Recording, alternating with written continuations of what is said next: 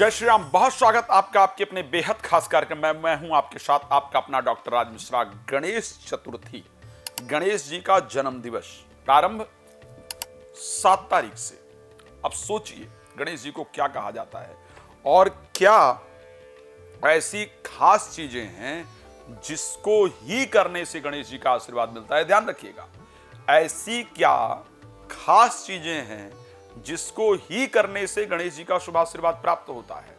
हम सभी, गणेश जी को विघ्नहर्ता कहा जाता है। देवताओं के जीवन में भी जब विघ्न उत्पन्न होता है ना, तो गणेश जी के शरण में आते हैं। इवन देवाधिदेव महादेव भगवान शंकर भी बिना गणेश आराधना की युद्ध के लिए जाते हैं, तो वहां उनको असफलता प्राप्त होती है, विघ्न उत्पन्न होता है, फिर आकर के गणेश जी की प्रार्थना करते हैं। लेकिन हम सभी लोग गणेश जी की प्रार्थना करते हैं, लेकिन विघ्न दूर ही नहीं होता है, परेशान रहते हैं। आखिर क्यों?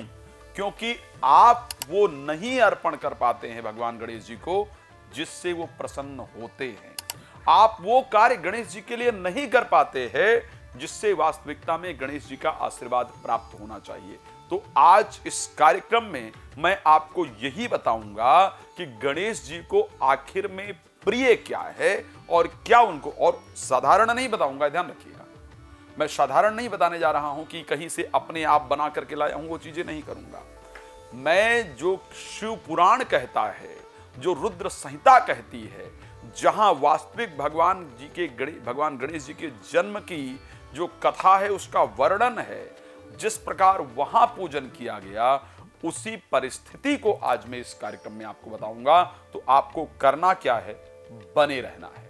पहले मैं गणेश जी के थोड़ा क्यों वो विघ्नहर्ता है उस पर चर्चा कर लेता हूं, उसको आपको बता देता हूं, फिर उनको क्या प्रिय है, कैसे पूजा करना चाहिए, उस पर बात करते हैं।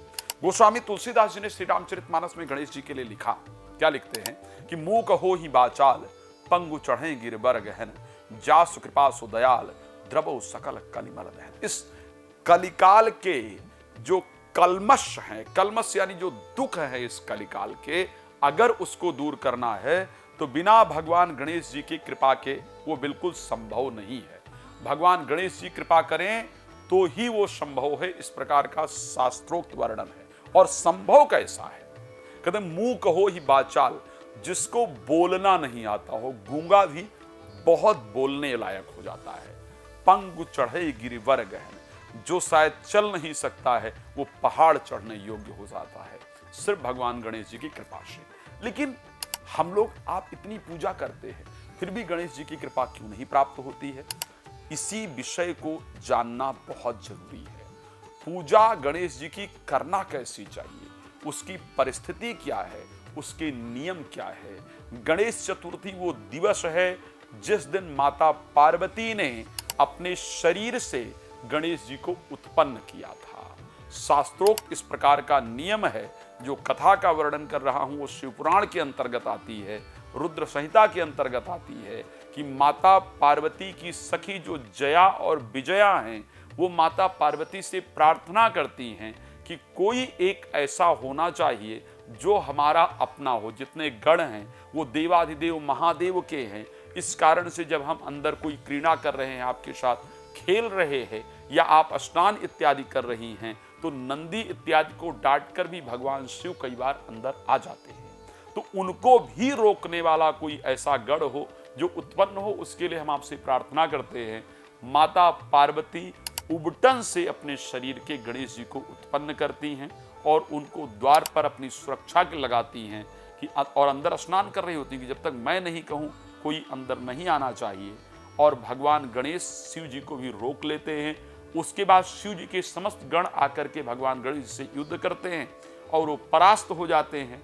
शिव जी समझाने का प्रयास करते हैं, लेकिन क्योंकि भगवान शंकर को गणेश जी पहचानते नहीं हैं, इसलिए उनको भी रोक देते हैं। अब भगवान शंकर क्रोध में आकर के और उनका जो गला है उसका छेदन कर देते हैं। फिर जाकर के माता पार्वती बहुत क्रोधित होती हैं। फिर हाथी का जैसा कि गला दिखाया गया है, भगवान गणेश जी को लगाया जाता है। समस्त देवता उनकी आराधना करते हैं, उनकी पूजा करते हैं, उनको प्रथम पूज्य कहा जाता है। और ये कहा जाता है कि आज के बाद जो आपकी, सबसे पहले आप देवाध्यक्ष कहे जाएंगे, सुराध्यक्ष कहे जाएंगे, देवताओं के आप अध्यक्ष हैं, इस प्रकार का आपको पदवी प्राप्त होगी। भगवान गणेश जी को वो पदवी प्राप्त होती है और उनको सर्वप्रथम पूज्य का जो पद है वो प्राप्त होता है कि आज के बाद जो आपकी पूजा से पहले किसी भी देवता की पूजा करेगा उसकी पूजा स्वीकार नहीं की जाएगी। हम सब लोग इन सभी प्रक्रियाओं का पालन करते हैं। हम लोग भी गणेश जी की पूजा करते हैं। अब क्योंकि जन्म भगवान गणेश जी का मनाया जाएगा उत्सव, तो हम सभी लोग 11 दिन तक खूब धूमधाम से उनके जन्मोत्सव को मनाते हैं। लेकिन आप एक बात ध्यान रखिएगा, गणेश जी का उस समय पूजन किया कैसे गया था और पूजन की प्रक्रिया क्या है। तो सबसे पहले कुछ चीजें हैं जिसको बहुत सावधानी रखने की आवश्यकता है, खास करके गणेश पूजन के अंतर्गत। एक तो सबसे पहली चीज, गणेश जी की मूर्ति लाने के लिए सबसे पहली चीज बता रहा हूं, यदि गणेश जी का आप विसर्जन कर पाए तो गणेश जी की मूर्ति लेकर के आइए। अगर पॉसिबल नहीं है, विसर्जन में अगर ऐसा होने वाला है, जैसा हम लोग देखते हैं कि गणेश जी की मूर्ति लोग लेकर के आते हैं, खूब गणपति बप्पा मोरया होता है, उसके बाद यमुना जी में या कहीं भी ऐसे जाकर के फेंक आते हैं कि 10-5 दिन उनके सर कहीं और दिख रहे होते हैं, पैर कहीं और दिख रहे होते हैं। आपको एक बात जानकारी देना चाहता हूं, इंद्र ने भगवान की प्रसादी का दुरुपयोग किया था, जो निर्मालय था उसका दुरुपयोग किया था, पूजा सामग्री का दुरुपयोग किया था, जिसके कारण उसको इंद्रासन छोड़ना पड़ा था। वो कथा लंबी है, उस पर जाना थोड़ा मुश्किल होगा। इसलिए अगर विसर्जन की पूरी परिस्थिति पता हो तो ही गणेश जी की मूर्ति आप लेकर के आए, अन्यथा जो घर में गणेश जी हैं ना, उनके अंदर भी वही स्वरूप है, वही तेज है, सब कुछ है, उन्हीं को रख करके श्रद्धा से उनकी पूजा कीजिए। आपके बच्चे का जन्मदिन होता है तो आप नया बच्चा लेकर के नहीं आते हैं, जो आपका बच्चा है उसी का जन्मदिन आप मनाते हैं। ये तो वहां के लिए है कि जहां पहले मूर्ति नहीं होती थी तो मिट्टी की मूर्ति तैयार की जाती थी। तो सबसे पहली प्रक्रिया भगवान गणेश जी की मूर्ति लाने की, अगर श्रद्धा हो तो उसको लेकर के आया जाए। घर के नॉर्थ ईस्ट डायरेक्शन में गणेश जी की मूर्ति को स्थापित किया जाए, इस प्रकार की प्रक्रिया प्राप्त होती है। नॉर्थ ईस्ट डायरेक्शन के अंतर्गत गणेश जी की मूर्ति को हमें घर के स्थापित करना चाहिए। पीले या लाल कपड़े को नीचे बिछा करके तब गणेश जी की मूर्ति स्थापित करना चाहिए। अपने घर के बीच में खड़े होकर के देखिए, कंपास लगा करके कि आपके घर में नॉर्थ ईस्ट डायरेक्शन कहां पर है, उस कमरे में गणेश जी को स्थापित कीजिए। गणेश जी का फेस पश्चिम को हो, पूजा करते वक्त आपका फेस पूर्व को हो, इसका आपको विशेष रूप से ध्यान रखना चाहिए। तीसरी इंपॉर्टेंट चीज है, गणेश जी के पूजन में क्या उनको सबसे प्रिय है। गणेश जी की स्तुति जो आप करते हैं तो क्या कहता है, कपीथ जंबू फलचार भक्षणम उमाशुतम शोक विनाशकारकम नमामि विघ्नेश्वर पाद पंकजम। तो कपीत, कैथा और जामुन, अगर जामुन का फल मिले तो भगवान गणेश जी को जरूर अर्पण करना चाहिए। इससे भगवान गणेश आपकी मनोकामना को पूर्ण करते हैं। दूसरी चीज, जब भगवान गणेश जी का पहली बार पूजन किया गया तो उनको सिंदूर अर्पण किया गया। कौन सा? पीला वाला, रोली नहीं, ध्यान रखिएगा, पीला वाला सिंदूर। तो भगवान गणेश जी की पूजा में पीला सिंदूर आपको जरूर उनको अर्पण करना है और फिर उस सिंदूर को अपने माथे पर लगाना है। उसको यहां पर लगाने के बाद आपकी जो यहां पर रेखाएं हैं, हमारी जो 5 रेखाएं हैं, उनमें बदलाव आ जाता है, हमारे मस्तिष्क में बदलाव होता है। तो उसको लगाएं और साल भर नियम रख लें कि इसको लगाना है, आपका भाग्य बदल जाएगा, ये मैं निश्चित कह सकता हूं। तीसरा सबसे इंपॉर्टेंट पार्ट क्या करना है, पूजा में कोई भी पुष्प आप प्रयोग करें, केतकी का फूल भगवान गणेश जी की पूजा में सबसे ज्यादा महत्वपूर्ण है। यदि केतकी का फूल मिल जाए तो भगवान गणेश जी आपकी कामना पूर्ण करते हैं।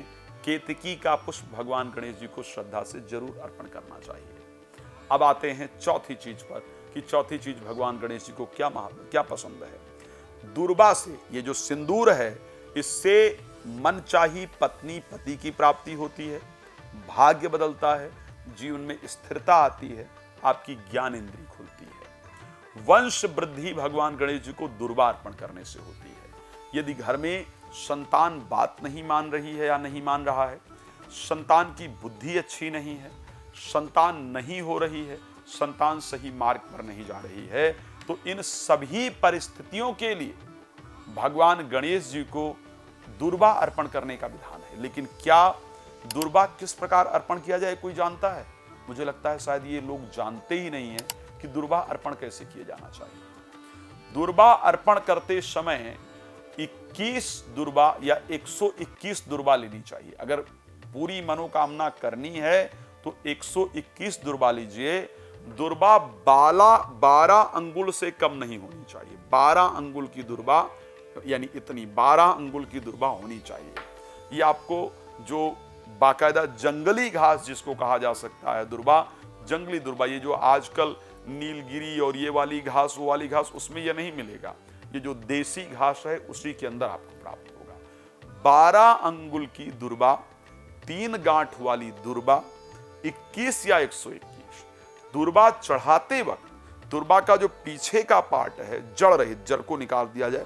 पीछे का पार्ट जो है वो गणेश जी की तरफ हो और आगे का पार्ट आपकी तरफ होना चाहिए।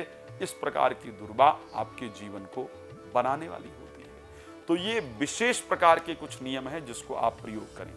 कितने दिन के लिए गणेश जी को लाना चाहिए, कितने दिन गणेश जी का उत्सव मनाना चाहिए? गणेश जी हमेशा आपके साथ हैं, उनका उत्सव आपको हमेशा मनाना चाहिए। गणेश जी की विग्रह आप यदि रखना चाहते हैं तो विषम दिवस, यानी 1 दिन, 3 दिन, 5 दिन, 7 दिन या फिर 9 दिन, इस प्रकार गणेश जी की विग्रह को रखना चाहिए।